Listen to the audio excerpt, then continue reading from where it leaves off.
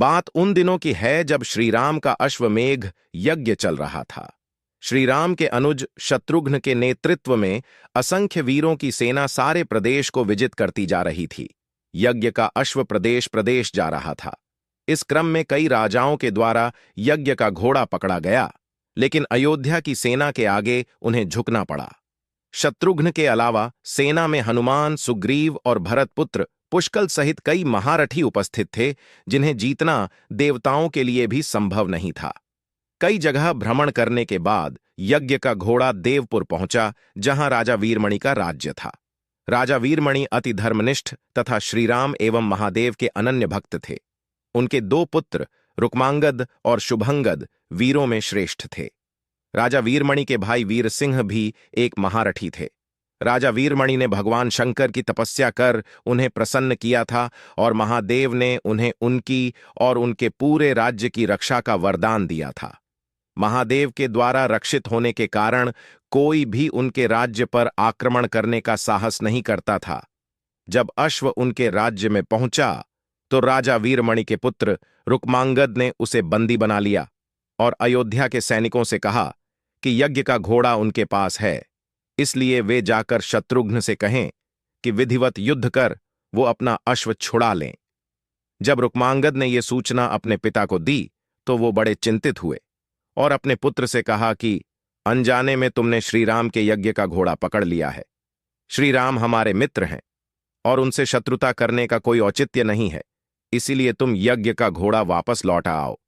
इस पर रुक्मांगद ने कहा कि हे पिताश्री, मैंने तो उन्हें युद्ध की चुनौती भी दे दी है, अतः अब उन्हें बिना युद्ध के अश्व लौटना हमारा और उनका दोनों का अपमान होगा। अब तो जो हो गया है उसे बदला नहीं जा सकता, इसलिए आप मुझे युद्ध की आज्ञा दें। पुत्र की बात सुनकर वीरमणि ने उसे सेना सुसज्जित करने की आज्ञा दे दी। राजा वीरमणि अपने भाई वीर सिंह और अपने दोनों पुत्र रुक्मांगद और शुभांगद के साथ विशाल सेना लेकर युद्ध क्षेत्र में आ गए। इधर जब शत्रुघ्न को सूचना मिली कि उनके यज्ञ का घोड़ा बंदी बना लिया गया है, तो वो बहुत क्रोधित हुए एवं अपनी पूरी सेना के साथ युद्ध के लिए युद्ध क्षेत्र में आ गए। उन्होंने पूछा कि उनकी सेना से कौन अश्व को छुड़ाएगा, तो भरतपुत्र पुष्कल ने कहा कि तातश्री, आप चिंता न करें, आपके आशीर्वाद और श्रीराम के प्रताप से मैं आज ही इन सभी योद्धाओं को मारकर अश्व को मुक्त करता हूं। वे दोनों इस प्रकार बात कर रहे थे कि पवनसुत हनुमान ने कहा कि राजा वीरमणि के राज्य पर आक्रमण करना स्वयं परमपिता ब्रह्मा के लिए भी कठिन है, क्योंकि ये नगरी महाकाल द्वारा रक्षित है। अतः उचित यही होगा कि पहले हमें बातचीत द्वारा राजा वीरमणि को समझाना चाहिए, और अगर हम न समझा पाए तो हमें श्रीराम को सूचित करना चाहिए। राजा वीरमणि श्रीराम का बहुत आदर करते हैं, इसलिए वे उनकी बात नहीं टाल पाएंगे। हनुमान की बात सुनकर श्री शत्रुघ्न बोले कि हमारे रहते अगर श्रीराम को युद्ध भूमि में आना पड़े, ये हमारे लिए अत्यंत लज्जा की बात है। अब जो भी हो, हमें युद्ध तो करना ही पड़ेगा। ये कहकर वे सेना सहित युद्ध भूमि में पहुंच गए। भयानक युद्ध छिड़ गया। भरतपुत्र पुष्कल सीधा जाकर राजा वीरमणि से भिड़ गया। दोनों अतुलनीय वीर थे। वे दोनों तरह तरह के शस्त्रों का प्रयोग करते हुए युद्ध करने लगे। हनुमान राजा वीरमणि के भाई महापराक्रमी वीर सिंह से युद्ध करने लगे। रुक्मांगद और शुभांगद ने शत्रुघ्न पर धावा बोल दिया। पुष्कल और वीरमणि में बड़ा घमासान युद्ध हुआ। अंत में पुष्कल ने वीरमणि पर 8 नाराज बाणों से वार किया। इस वार को राजा वीरमणि सह नहीं पाए और मूर्छित होकर अपने रथ पर गिर पड़े। वीर सिंह ने हनुमान पर कई अस्त्रों का प्रयोग किया, पर उन्हें कोई हानि न पहुंचा सके। हनुमान ने एक विकट पेड़ से वीर सिंह पर वार किया। इससे वीर सिंह रक्तवमन करते हुए मूर्छित हो गए।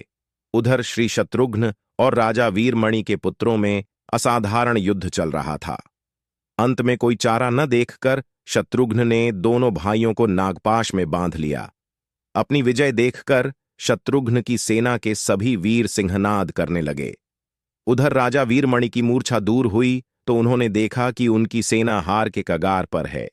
ये देखकर उन्होंने भगवान रुद्र का स्मरण किया। महादेव ने अपने भक्त को मुसीबत में जानकर वीरभद्र के नेतृत्व में नंदी, भृंगी सहित सारे गणों को युद्ध क्षेत्र में भेज दिया। महाकाल के सारे अनुचर उनकी जय जयकार करते हुए अयोध्या की सेना पर टूट पड़े। शत्रुघ्न, हनुमान और सारे लोगों को लगा कि जैसे प्रलय आ गया हो। जब उन्होंने भयानक मुख वाले रुद्रावतार वीरभद्र, नंदी, भृंगी सहित महादेव की सेना देखी तो सारे सैनिक भय से कांप उठे। शत्रुघ्न ने हनुमान से कहा कि जिस वीरभद्र ने बात ही बात में दक्ष प्रजापति का मस्तक काट डाला था और जो तेज और समता में स्वयं महाकाल के समान है, उसे युद्ध में कैसे हराया जा सकता है। ये सुनकर पुष्कल ने कहा कि हे तातश्री, आप दुखी मत हों, अब तो जो भी हो हमें युद्ध तो करना ही पड़ेगा।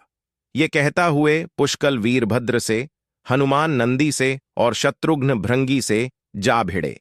पुष्कल ने अपने सारे दिव्यास्त्रों का प्रयोग वीरभद्र पर कर दिया, लेकिन वीरभद्र ने बात ही बात में उसे काट दिया। उन्होंने पुष्कल से कहा कि हे बालक, अभी तुम्हारी आयु मृत्यु को प्राप्त होने की नहीं हुई है, इसलिए युद्ध क्षेत्र से हट जाओ। उसी समय पुष्कल ने वीरभद्र पर शक्ति से प्रहार किया, जो सीधे उनके मर्म स्थान पर जाकर लगा। इसके बाद वीरभद्र ने क्रोध से थर्राते हुए एक त्रिशूल से पुष्कल का मस्तक काट लिया और भयानक सिंहनाद किया। उधर भृंगी आदि गणों ने शत्रुघ्न पर भयानक आक्रमण कर दिया। अंत में भृंगी ने महादेव के दिए पाश में शत्रुघ्न को बांध दिया।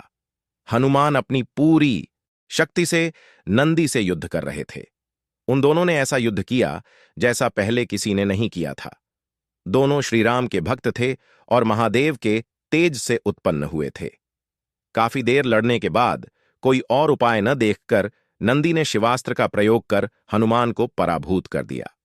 अयोध्या के सेना की हार देखकर राजा वीरमणि की सेना में जबरदस्त उत्साह आ गया और वे बाकी बचे सैनिकों पर टूट पड़े। ये देखकर हनुमान ने शत्रुघ्न से कहा कि मैंने आपसे पहले ही कहा था कि ये नगरी महाकाल द्वारा रक्षित है, लेकिन आपने मेरी बात नहीं मानी। अब इस संकट से बचाव का एक ही उपाय है कि हम सब श्री राम को याद करें। ऐसा सुनते ही सारे सैनिक शत्रुघ्न, पुष्कल एवं हनुमान सहित श्रीराम को याद करने लगे। अपने भक्तों की पुकार सुनकर श्रीराम तत्काल ही लक्ष्मण और भरत के साथ वहां आ गए। अपने प्रभु को आया देख सभी हर्षित हो गए एवं सबको ये विश्वास हो गया कि अब हमारी विजय निश्चित है। श्रीराम के आने पर जैसे पूरी सेना में प्राण का संचार हो गया। श्रीराम ने सबसे पहले शत्रुघ्न को मुक्त कराया और उधर लक्ष्मण ने हनुमान को मुक्त करा दिया। जब श्रीराम, लक्ष्मण और भरत ने देखा कि पुष्कल मृत्यु को प्राप्त हो चुके हैं तो उन्हें बड़ा दुख हुआ। भरत तो शोक में मूर्छित हो गए। श्रीराम ने क्रोध में आकर वीरभद्र से कहा कि तुमने जिस प्रकार पुष्कल का वध किया है, उसी प्रकार अब अपने जीवन का भी अंत समझो। ऐसा कहते हुए श्रीराम ने सारी सेना के साथ शिवगणों पर धावा बोल दिया।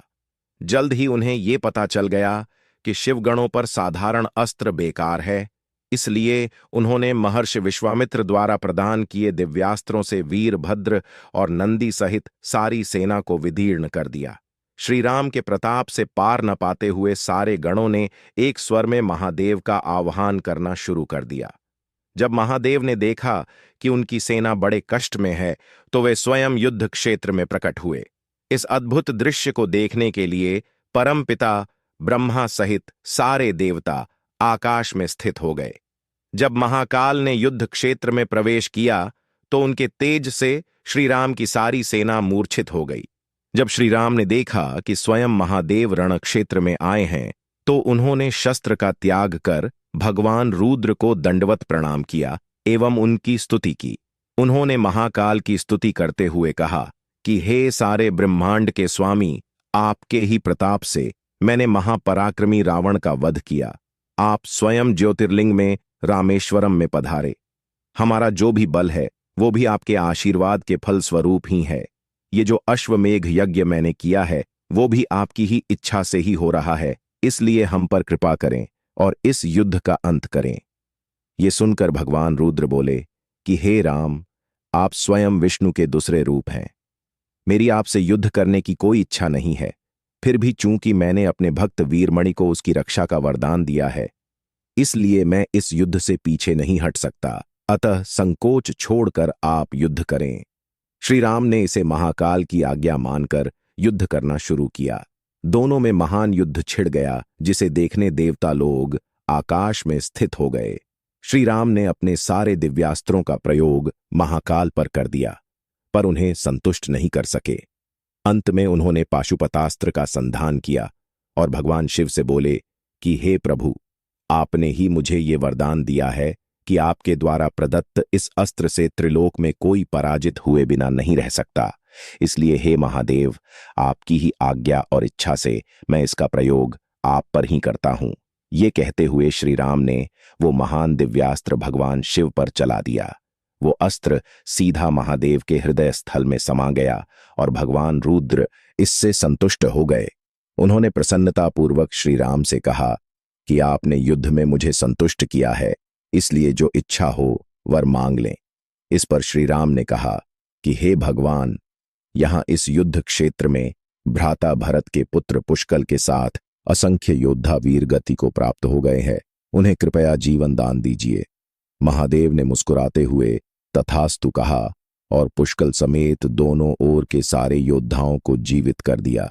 इसके बाद उनकी आज्ञा से राजा वीरमणि ने यज्ञ का घोड़ा श्री राम को लौटा दिया और अपना राज्य रुक्मांगद को सौंपकर वे भी शत्रुघ्न के साथ आगे चल दिए।